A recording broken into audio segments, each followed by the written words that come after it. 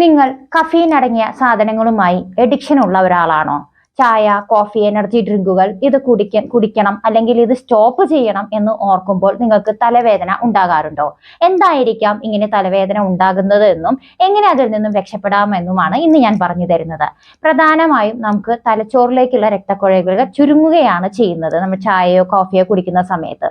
എന്നാൽ നമ്മൾ സഡൻ ആയിട്ട് സ്റ്റോപ്പ് ചെയ്യുമ്പോൾ ഇത് വികസിക്കുകയും സമ്മർദ്ദം ഉണ്ടാകുകയും തുടർന്ന് തലവേദന ഉണ്ടാവുകയും ചെയ്യുന്നു.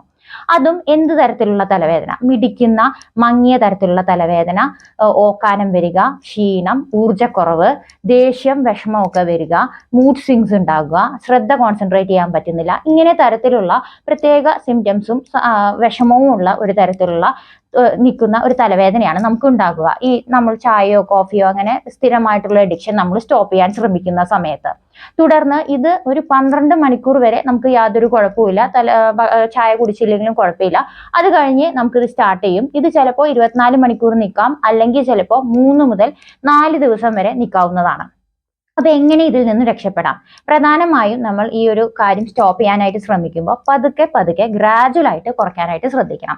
മാത്രമല്ല, ഇപ്പോൾ ഒരു 5 കപ്പ് ചായയോ കാപ്പിയോ കുടിക്കുന്നൊക്കെ ആളാണെങ്കിൽ പതുക്കെ കുറച്ച് 3ആക്കി 2ആക്കി അങ്ങനെ പതുക്കെ കുറയ്ക്കാനായിട്ട് ശ്രദ്ധിക്കണം. സഡൻ ആയിട്ട് ഇതിന് സ്റ്റോപ്പ് കൊണ്ടുവരാൻ ശ്രമിക്കരുത്. പിന്നെ അതേപോലെ തന്നെ നമുക്ക് തലവേദന വന്നു കഴിഞ്ഞാൽ ഹോട്ട് കംപ്രസോ അല്ലെങ്കിൽ കോൾഡ് കംപ്രസോ അങ്ങനെയൊക്കെ വെച്ചിട്ട് തലയിൽ തുണിയൊക്കെ ഇട്ടിട്ട് ഒന്ന് ആശ്വാസം കൊടുക്കാനായിട്ട് ശ്രദ്ധിക്കണം. അതേപോലെ നല്ലതുപോലെ ഉറങ്ങണം. സ്ട്രെച്ചിങ് എക്സസൈസസും ബ്രീത്തിങ് എക്സസൈസസും ചെയ്യാനായിട്ട് ശ്രദ്ധിക്കണം.